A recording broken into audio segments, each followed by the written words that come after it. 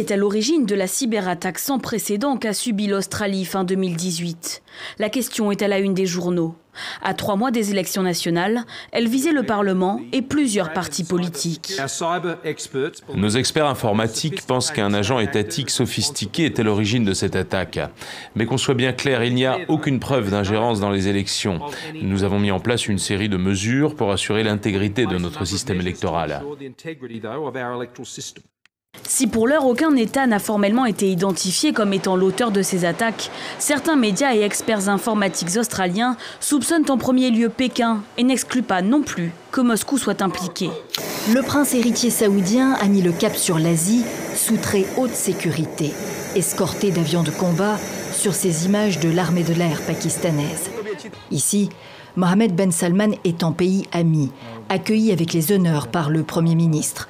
Islamabad, qui connaît de graves problèmes économiques et financiers, a déroulé le tapis rouge aux milliards saoudiens. 20 milliards de dollars de protocoles d'accords signés.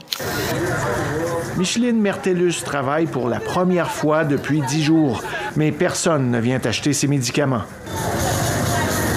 Le coût des produits de toutes sortes a augmenté en moyenne de 15 % dans les derniers mois. Les médicaments sont hors de prix pour beaucoup d'Haïtiens qui gagnent moins de 2 $ par jour. Oui, c'est difficile. Mais il faut vivre, manger. Spaghetti pour le dîner. Il coûte 50 % plus cher depuis le début des manifestations.